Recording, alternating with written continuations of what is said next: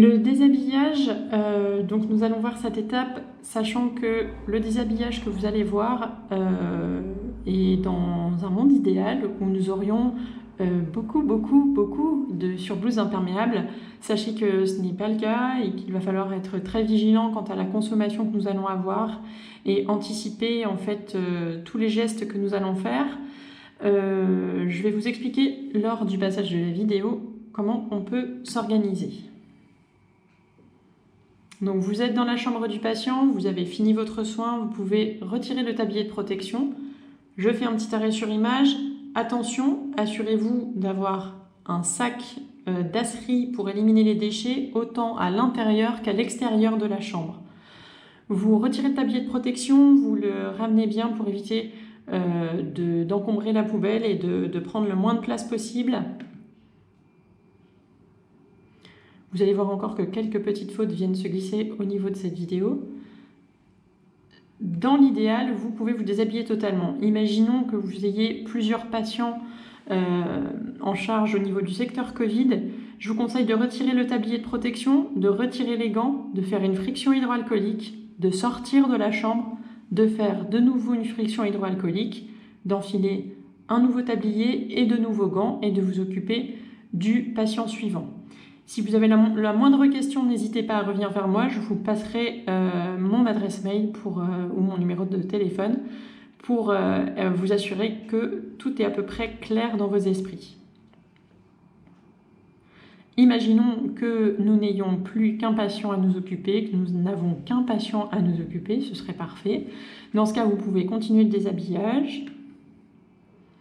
Là, nous voyons que la personne se souille puisqu'elle défait mal la casaque. Je vous conseille de croiser les bras devant vous et de mettre une main sur chaque épaule. Vous tirez de façon homogène votre surblouse et normalement elle se défait correctement. Si ce n'est pas le cas, vous terminez le déshabillage. Secteur Covid, vous aurez une tenue entière en cellulose, vous la retirez en la déchirant par l'avant et vous lavez les mains et vous enfilez une tenue neuve. Nous allons continuer. Donc, vous allez voir encore quelques petites fautes sur cette vidéo. La personne retire la casaque sans retirer les gants. Elle vient donc toucher l'extérieur, retirer le gant, remettre ses mains là où c'était souillé. C'est vraiment pas l'idéal. Donc, le mieux, c'est de retirer en fait votre casaque, de retirer les gants en même temps que vous retirez une des manches. Vous aurez donc une main nue et propre qui viendra par l'intérieur de votre casaque retirer le deuxième bras et le deuxième gant. Vous ne risquez pas de vous contaminer. De toute façon, vous ferez une friction hydroalcoolique.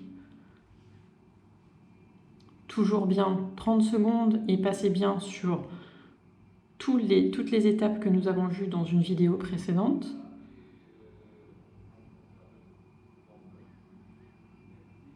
Vous gardez le reste de l'équipement dans la chambre, vous sortez, vous faites une deuxième friction hydroalcoolique.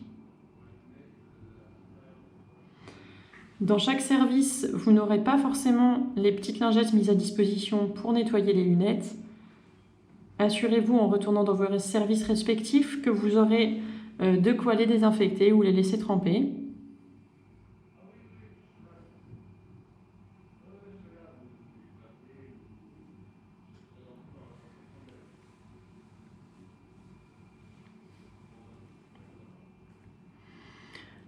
Vous pouvez retirer la charlotte que vous avez sur la tête. Évitez de revenir vers l'avant tout simplement pour éviter de vous contaminer. Le mieux est d'attraper la charlotte par le haut de la tête et de la mettre dans la poubelle sans passer sur le devant mais en passant sur le côté. À nouveau une friction hydroalcoolique parce que votre charlotte est contaminée.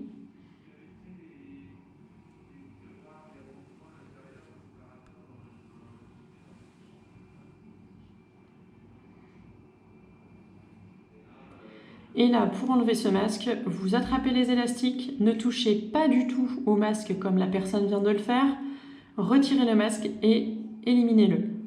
Friction hydroalcoolique, votre soin est terminé, vous pouvez sortir du secteur Covid.